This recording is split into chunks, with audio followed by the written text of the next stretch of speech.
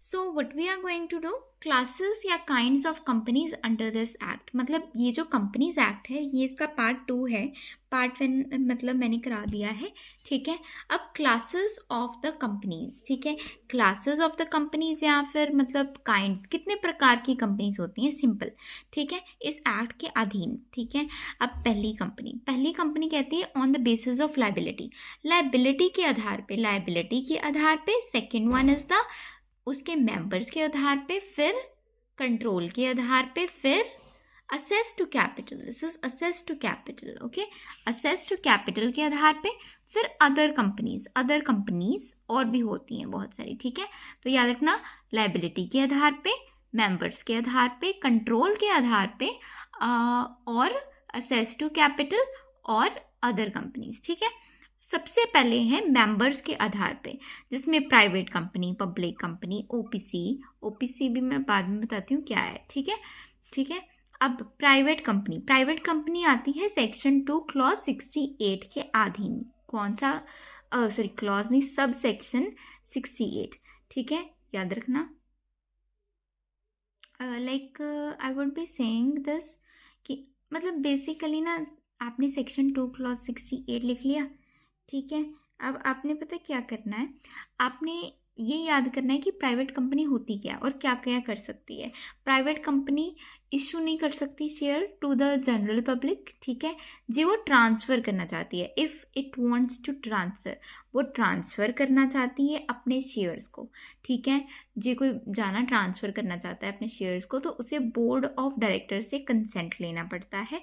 इसमें मिनिमम 2 लोग होने चाहिए, मैक्सिमम 200 लोग होने चाहिए, ठीक है। ये सब कुछ प्राइवेट कंपनीज जो उसके है ना लोग होते हैं, मेंबर्स एंड एवरीथिंग, वो कौन मतलब किस प्रकार से डिसाइड होते हैं, थ्रू प्राइवेट प्लेसमेंट, ठीक है। प्राइवेट प्लेसमेंट मतलब फ्रेंड्स, फैमिली, ये सारे इसमें होते हैं मोस्टली, ठीक है। मतलब कोई तीसरी जगह से आया बंदा हम इसमें नहीं रखते, ठीक है। No invitation from the public to the subscribers, मतलब हम सब्सक्राइब करने के लिए जो हमारे मतलब शेयर को या जो भी, हम ऐसे इशू ही नहीं करते। जनरल पब्लिक को तो इसमें आती ही नहीं है, जनरल पब्लिक, इसमें प्राइवेट प्लेसमेंट होनी है, ये याद रखना। आगे है पब्लिक डिपॉजिट एक्सेप्ट नहीं कर सकती। अच्छा, काउंटिंग ऑफ मेंबर्स में 3 चीज़ें याद रखनी है। पहली चीज़ क्या कहती है कि जो भी एम्प्लॉयज़, एनी एम्प्लॉय जो कि हमारे यहाँ पे काम करता था, ठीक है, और हमने उसको शेयर दिए हुए थे, ठीक है, हु कैन नॉट, मतलब कौन consider, past employees and members, ठीक है, वो नहीं इसमें कंसीडर होंगे वेल काउंटिंग। करंट वाले, ठीक है, वो, और जिन्होंने जॉइंट लिया हुआ है ना इसमें कंट्रीब्यूशन, ठीक है, उन जॉइंट है मतलब 2 जाने एक शेयर वगैरह को होल्ड कर रहे हैं, तो फिर एक ही गिना जाएगा, ऑफकोर्स वाली बात है, ठीक है। पास्ट और करंट वालों को नहीं गिनना, ठीक है। तो इस प्रकार से आपने ये वाला काम करना है। Coming to the next thing, next क्या है, हमने पहले क्या किया, अभी क्या किया, प्राइवेट कंपनी क्या कह रही थी, प्राइवेट कंपनी सेक्शन 2 क्लॉज 68 वाली, है ना। स्मॉल कंपनी सेक्शन 2 क्लॉज 85 वाली कंपनी, इसमें paid up share capital should not exceed 4 crore. एक बार ये अमाउंट जो है ना चेक कर लेना फ्रॉम द गूगल और वट एवर इज देयर, ये थोड़े से पुराने नोट्स हैं, आई डोंट नो कि इज इट, मतलब एक बार चेक कर लेना, दैट्स ऑल, ठीक है। पेड अप कैपिटल जो है शुड नॉट एक्सीड 4 CR, ठीक है, और टर्न ओवर 40 CR। अब मेरी बात सुनो, इसको एक बार चेक करना, then only write in your examination, okay. अब मेरी बात सुनो, next one is the which company are not considered as a small company. इसमें लास्ट में स्मॉल कंपनी का as prescribed under the act ज़रूर लिख देना, क्योंकि वो चेंज होता रहता है, अमेंड होता रहती हैं चीज़ें, तो वो इस प्रकार से देखना। अब which company are not considered as small company कौन सी कंपनी नहीं है। देखो, स्मॉल कंपनी में कोई भी, मतलब बेसिकली स्मॉल कंपनी एक पब्लिक कंपनी नहीं है, क्योंकि पब्लिक कंपनी में तो ज़्यादा मेंबर्स होते हैं, है ना, 7 तो होंगे ना एटलीस्ट, है ना। विच डजंट कंसीडर दिस, मतलब असल में स्मॉल कंपनी में ये दोनों चीज़ें इंपॉर्टेंट होंगी, ठीक है। टर्नओवर और पेड अप कैपिटल दोनों ही गिना जाएगा, ठीक है। Public company, holding company, subsidiary, कोई भी सेक्शन 8 वाली कंपनी, स्टैट्यूटरी, वो स्मॉल कंपनी नहीं है, ठीक है। सिंपल इतनी ही इसकी डेफिनेशन है, ठीक है। अब मेरी बात सुनो, हमने ये किया था 85 वाला, है ना, 85, हाँ। अब मेरी बात सुनो, पब्लिक कंपनी जो है, पब्लिक कंपनी जो है सेक्शन 2 क्लॉज 71 वाली कंपनी, इसमें 7 से मिनिमम होने चाहिए, इन्फिनिटी मैक्सिमम हो सकते हैं, मतलब मैक्सिमम में तो जितने मर्जी हो सकते हैं। लिमिटेड इसके नाम के पीछे लगेगा। ये पब्लिक को शेयर इशू करती है, इसको ट्रांसफ़र भी किया जा सकता है, मतलब जो इसके शेयर्स हैं, ठीक है। मान लो एक पब्लिक कंपनी है, ठीक है, उसके अंडर कोई कंपनी, मतलब पब्लिक कंपनी एक होल्डिंग कंपनी है, ठीक है, और उसके अंडर कोई भी जो प्राइवेट कंपनी है ना, ठीक है, प्राइवेट कंपनी है, उसको भी पब्लिक कंपनी ही माना जाएगा और वो पब्लिक में कन्वर्ट होगी, ठीक है। तो हमने इसमें क्या करना है कि होल्डिंग कंपनी जो है हमारी, ठीक है, वो प्राइवेट कंपनी है और उसकी जो मतलब उसके अंडर जो आती है, जो उसकी सब्सिडरी है, वो पब्लिक हो सकती है, हाँ वो हो सकती है, but J holding he public है तो उसकी सब्सिडरी जो है वो भी पब्लिक होगी, ठीक है। जे मान लो ये होल्डिंग कंपनी है, ठीक है, जे ये मीन्स के पब्लिक है तो इसकी सब्सिडरी भी पब्लिक होगी। वेरस जे होल्डिंग कंपनी प्राइवेट है तो उसकी सब्सिडरी पब्लिक प्राइवेट दोनों हो सकती हैं, it's all depending upon the wish. OPC क्या होता है? 1% कंपनी। क्या होता है? 1% कंपनी। सेक्शन 2 क्लॉज 62 वाली कंपनी, सेक्शन 2 क्लॉज 62 वाली कंपनी, ठीक है। अब लिसन टू मी केयरफुली। जो हमारे पास ये ओपीसी है ना, मतलब 1% कंपनी, 1% कंपनी जो होती है इसके पास सेपरेट लीगल एंटिटी कहलाती है, लिमिटेड लाइबिलिटी होती है, ठीक है। एमओए जो है उसमें इसका जो एमओए होता है ना, उसमें नॉमिनी, क्योंकि एक ही बंदा है, मान लो एक बंदा जो है, जैसे सोल प्रोप्राइटर में क्या होता है कि एक बंदे की डेथ होगी तो वो बिजनेस बंद हो जाता है, राइट। बट ऐसा इसमें नहीं होता, क्योंकि ये कंपनी है और इसकी लीगल एग्जिस्टेंस है, सेपरेट लीगल एग्जिस्टेंस है। तो एमओए में नॉमिनी, जो इसका एमओए डॉक्यूमेंट होता है, ठीक है, उसमें क्या होता है, नॉमिनी का नाम लिखा होता है, ठीक है, उसने अपना कंसेंट दिया होता है, सब कुछ हुआ होता है, ठीक है। आगे देखो क्या है, let's cover this in speed, थोड़ा सा स्पीड में से कवर करते हैं कि देखो जे ये मान लो ये जो है, मतलब इट इज़ हिज कंपनी, ठीक है, ओपीसी, वो इसको नॉमिनी चूज़ करता है तो वो अपने कंसेंट से हटा भी सकता है, ठीक है। आगे है ओपीसी कौन, मतलब हु कैन बी ओपीसी, मतलब या नॉमिनी या जो भी है, नेचुरल पर्सन होना चाहिए, इंडियन सिटीजन होना चाहिए, जिसके पास इंडियन वोटिंग राइट हो या फिर बाय गवर्नमेंट उसे ये स्टेटस मिला हो, ठीक है। और एनआरआई जे है तो 120 डेज, मतलब एक रेजिडेंट होना चाहिए ना, रेजिडेंट, तो 120 डेज तक इंडिया में प्रीवियस फाइनेंशियल ईयर में स्टे किया होना चाहिए, ठीक है। माइनर इसका मेंबर नहीं होता, एनपीओ इसमें बन नहीं हाँ, नॉन प्रॉफिट ऑर्गेनाइजेशन नहीं हो सकती, ये सिर्फ और सिर्फ प्रॉफिट ऑर्गेनाइजेशन है, ठीक है।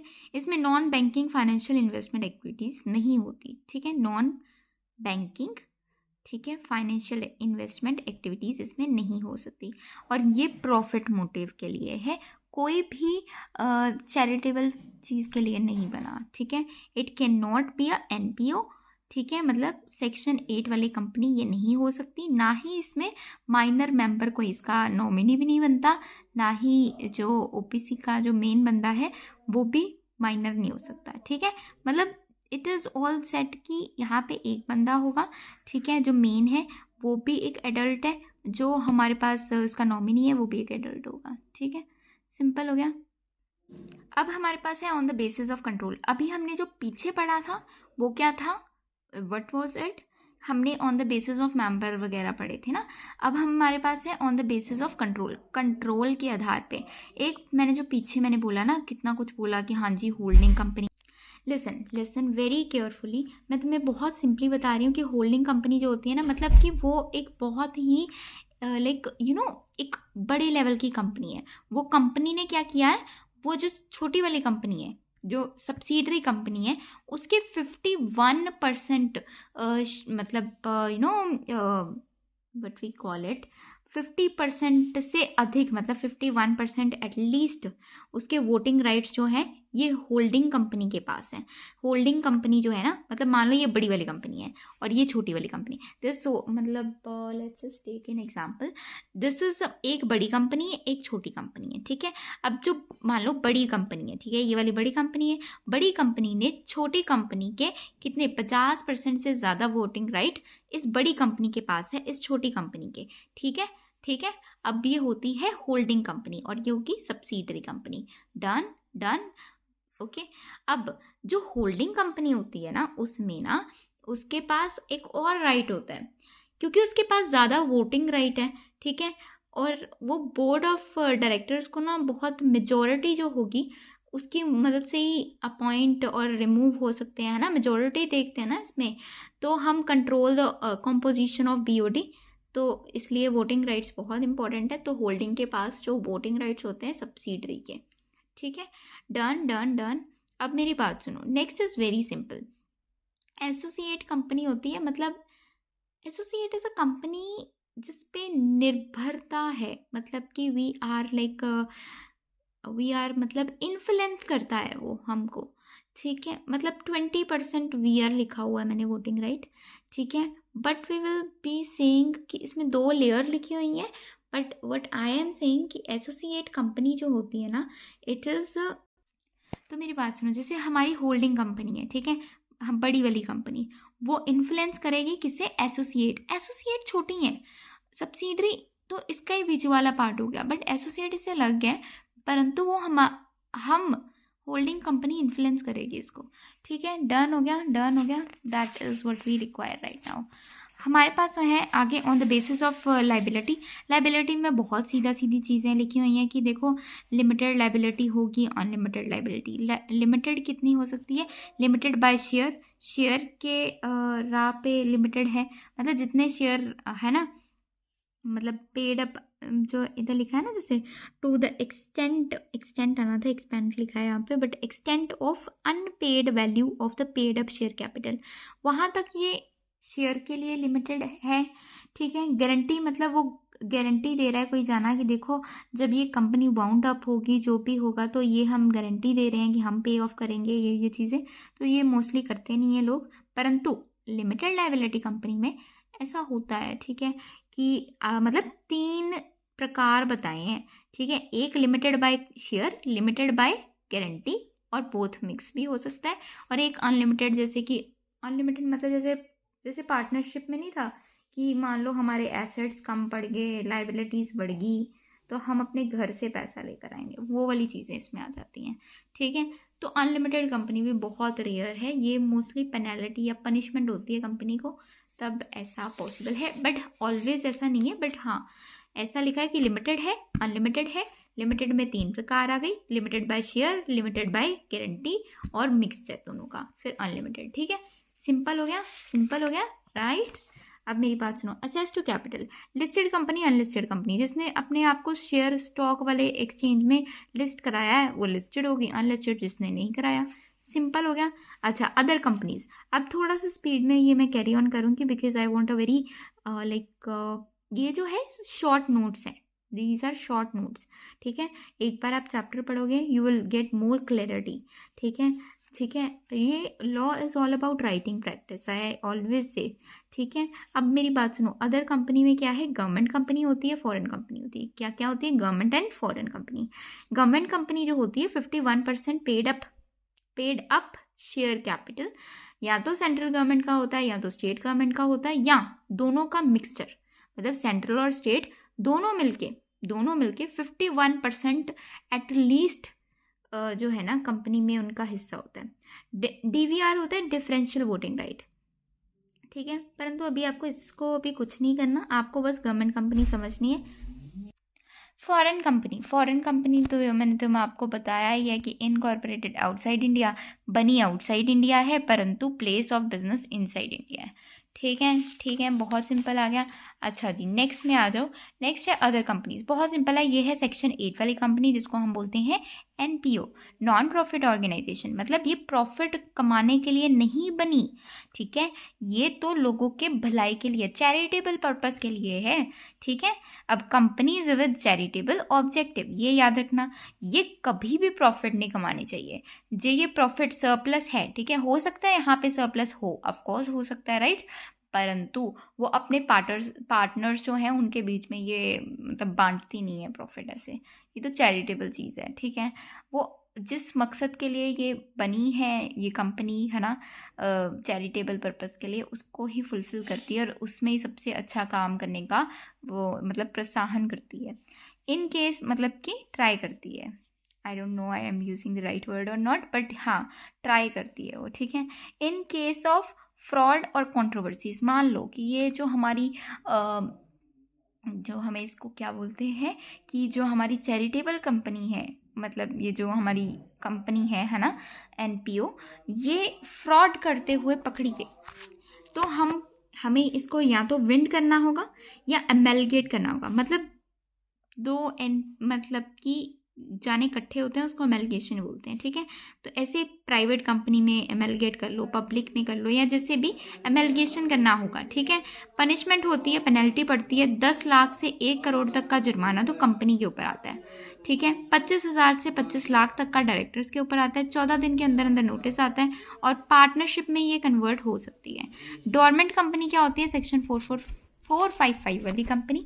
डोरमेंट मतलब स्लीपिंग कंपनी, अभी वो आराम से, अभी वो चल ही नहीं रही company, it is a inactive, मतलब वो करा के रजिस्टर तो करा के रखी हुई है, और जो कंपनी के मतलब छोटे मोटे खर्चे हैं फॉर, मतलब उसे शो करने के लिए कि वो like it is there in existence, क्योंकि वो ना एग्जिस्टेंस में हो तो इनएक्टिव स्टेटस उसका आ जाता है कंपनी का, ठीक है, इन द आरओसी, ठीक है। परंतु ये जो चीज़ें हैं ये याद रखना कि एक तो वो आईटीआर फिल करे, भले ही 0 का करे परंतु करेगी, ठीक है।